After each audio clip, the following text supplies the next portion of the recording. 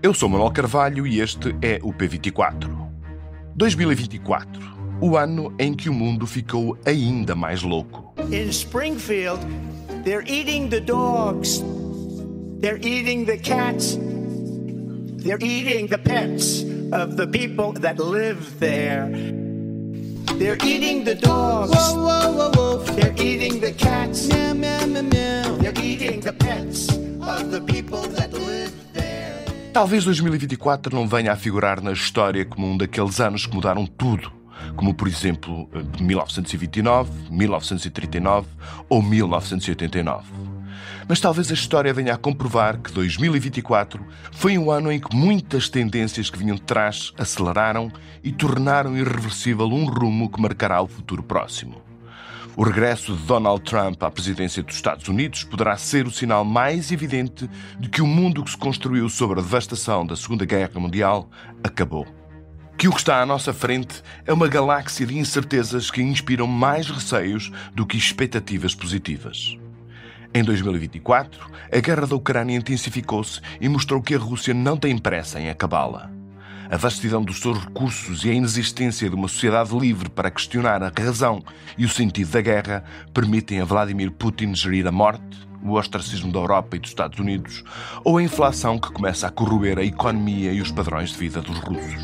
No Médio Oriente, salvo a boa notícia da queda do clã sanguinário dos Assad e da fraqueza revelada pelos autocratas do Irão, Israel continua a violar as mais básicas regras do direito humanitário internacional e a enterrar à força da bomba a supremacia moral das democracias e do Ocidente.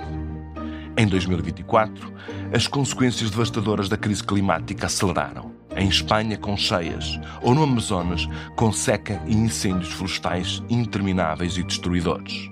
O mundo, preocupado com a guerra e as ameaças à ordem multipolar, continuou a ignorar os sinais do planeta. Deu mais um passo para a catástrofe pronunciada por muitos cientistas. Em Portugal, acabou a era de António Costa e da maioria estável e teve início um tempo para a direita, em especial para a direita radical, que elegeu 50 deputados. A economia respira bem, as finanças públicas estão estáveis, mas os efeitos do populismo e da demagogia em questões como a segurança ou a imigração começam a provocar feridas num frágil consenso social. Como será recordado o ano 2024? Como uma mudança, um prenúncio, uma incerteza ou uma garantia sobre um mundo de futuro? Quisemos ouvir a opinião de Francisco Mendes da Silva sobre o que é certo e o que é provável neste futuro. Francisco é advogado e colunista do Público. Este é o P24. O seu dia começa aqui.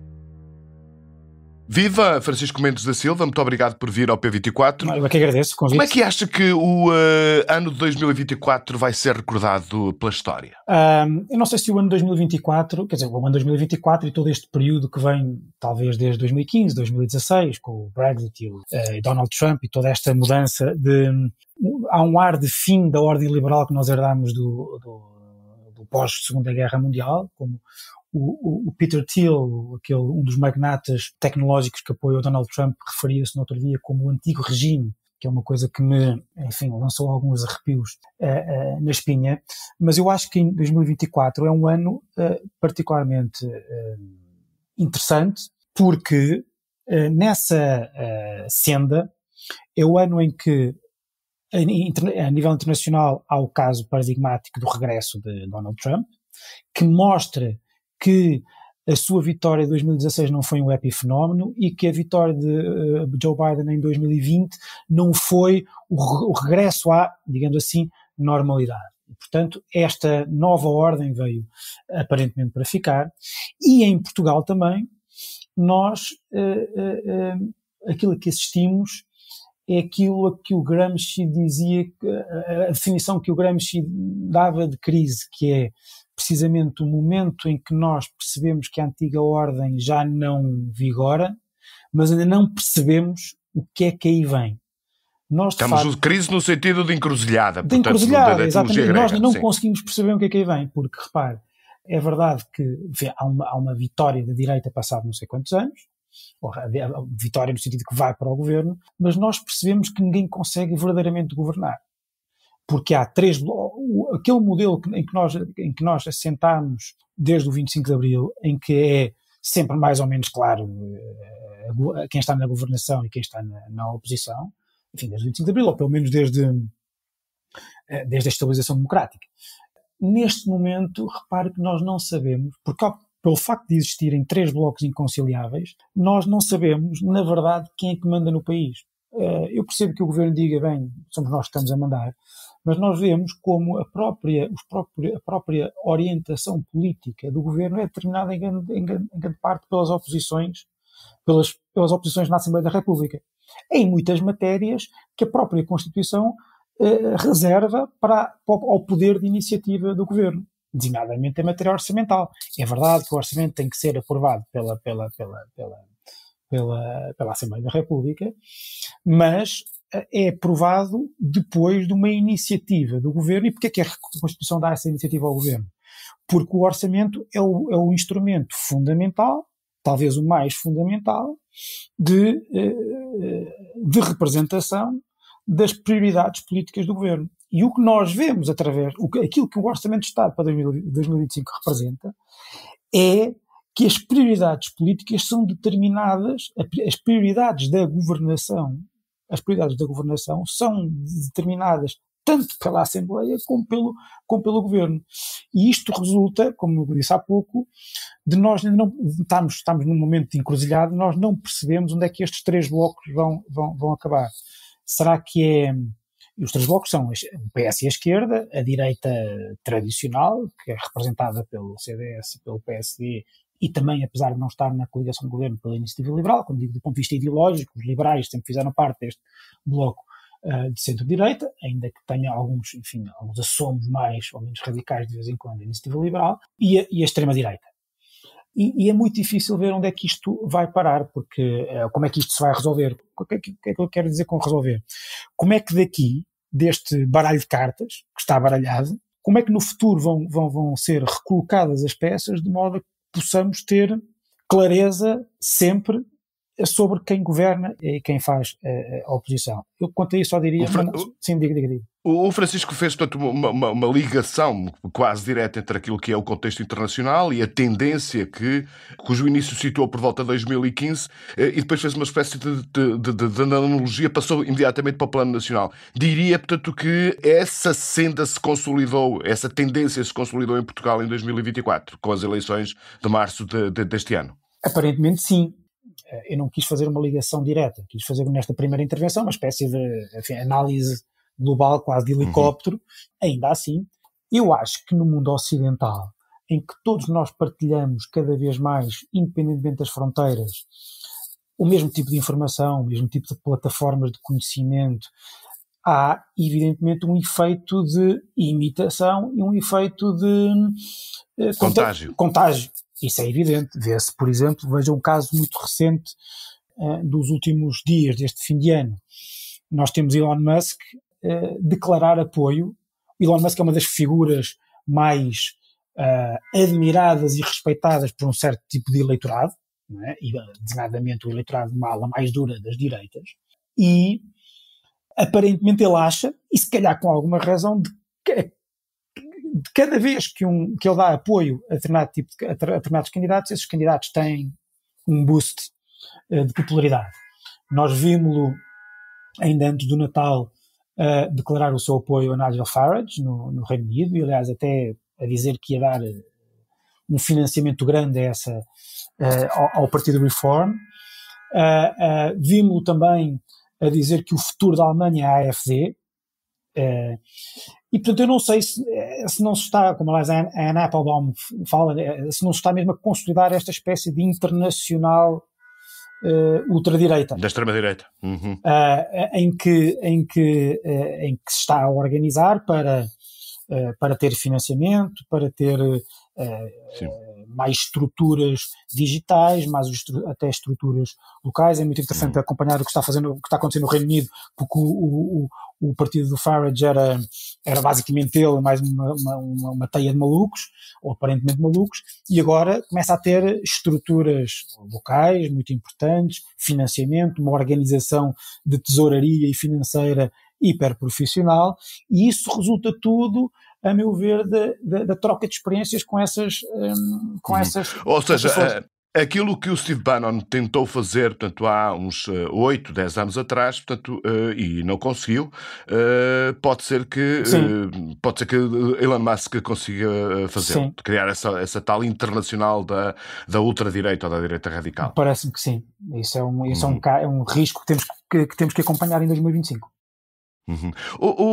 Como consequência, portanto, é uma questão que já referiu na sua primeira intervenção, eventualmente já temos condições para dizer que o mundo multipolar de inspiração liberal acabou, ou pelo menos está numa situação bastante debilitada. A mim custa-me muito dizer isso, porque é o mundo em que o mundo da ordem liberal, o que é o mundo da ordem liberal? Nós em Portugal temos um grande problema com o termo liberal, não é? Mas na raiz estamos a falar do liberalismo político, no sentido mais clássico do termo. Clássico e mais amplo, que é a predileção pelas liberdades individuais, pelas liberdades económicas, individuais. O Estado de Direito. O Estado de Direito, os tribunais, a prevalência do rule of law, tudo isso, não é? Ou seja, por contraposição ao mundo dos homens fortes, do caudilhismo, do triunfo da vontade de um homem só, do basismo, do populismo. Isso é o mundo em que eu cresci, é um mundo que eu ainda acredito como o melhor, porque mesmo com todos os seus problemas, é aquele que tem instituído os instrumentos de conversação coletiva que nos permitir aproximando uns dos outros e melhorando o mundo, com a participação de todos, e não melhorar o mundo, e não olhar para o mundo como uma guerra constante entre forças sociais, de classes ou outras, e que, portanto, melhorar o mundo é sempre piorar o mundo de uma parte das pessoas. Custa muito reconhecer que esse mundo está em crise, mas está seguramente em crise, e não é só à direita, a própria esquerda, repare como até antes deste movimento à direita, foi a esquerda que começou claramente a afastar-se desse mundo, com a ideia de que deixou de haver classes, passou a haver identidades. Essas identidades estão em guerra permanente umas com as outras, precisam de ser protegidas, e aquela ideia que nós vemos há muito tempo na intelectualidade de esquerda, académica e não só, de que a ordem liberal dos tribunais, do Estado de Direito, da democracia burguesa, é uma estrutura intrinsecamente capitalista que serve para proteger os interesses dos privilegiados, foi colocada há muito tempo, mais até, nós na Europa se calhar não temos muita noção disso, porque não sofremos, apesar das nossas academias estarem já com esse pensamento muito instalado, mas se formos ver aquilo que é chamado o sul global, isso está cada vez mais em cima da mesa. Mesmo, por exemplo, repare, eu não sou propriamente um fã do Elon Musk, e acho que, pelo contrário, sou opositor de tudo aquilo que ele representa agora. Mas a forma como, em muitos sítios, se quer combater aquilo que ele representa, dizendo que o conceito de liberdade de expressão é um conceito burguês que serve para proteger os mais fortes, que os tribunais devem ter uma atuação especialmente dura, muitas vezes para lá do que resulta da aplicação estritamente da lei para combater determinado tipo de fenómenos, significa que nós próprios quando nós pensamos assim, já estamos a perder, porque também estamos a desistir dos mecanismos típicos do Estado de Direito, porque estamos nós próprios a dizer esses mecanismos só servem para proteger os mais privilegiados, os mais fortes. E, portanto, é preciso recuperar, é isso que a esquerda, em grande parte do mundo, está a dizer, é preciso recuperar a iniciativa dos políticos. Recuperar a iniciativa dos políticos é recuperar a iniciativa dos políticos contra o poder judicial, contra as regras estritas processuais do Estado de Direito. As regras processuais são sempre vistas como regras burguesas, não é? E isso é algo que me preocupa. Nós estamos numa das minhas últimas crónicas eu disse que nós estamos sempre cheios de ângulos mortos, sobre outro tema que não tem a ver com isto, mas estamos de facto cheios de ângulos mortos. Nós estamos a olhar muito para os problemas da direita, e bem, para os problemas do extremismo crescente na direita, mas também há cada vez mais no pensamento de esquerda um afastamento das regras do Estado de Direito, da democracia típicas.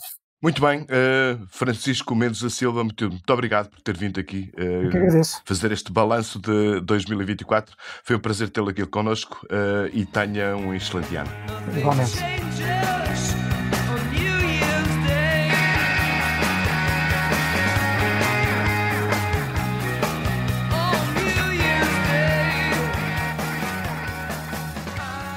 Há pouco mais de 40 anos, os U2 davam a conhecer ao mundo a sua canção New Year's Day, com uma réstia de otimismo. Diziam assim os primeiros versos: tudo está quieto no dia de Ano Novo. O mundo em branco começa. Eu quero estar contigo noite e dia. Nada muda no dia de Ano Novo. Entre o que se quer permanente e o que se promete mudar, a noite de amanhã é sempre feita de solenidades. Com os amigos, com a família, nas ruas das cidades ou das aldeias, em casa. Esperamos que os leitores do Público e ouvintes do P24 entrem em 2025 acreditando que nada muda no que não deve mudar e tudo vai mudar no que pode e deve mudar. Tenham uma excelente passagem de ano e um 2025 cheio de boas notícias. O P24 regressa no dia 2 de janeiro. Até lá. O P24 é um podcast do Público com música original de Ana Marques Maia. A sonoplastia deste episódio é de Nuno Coelho. O Público fica no ouvido.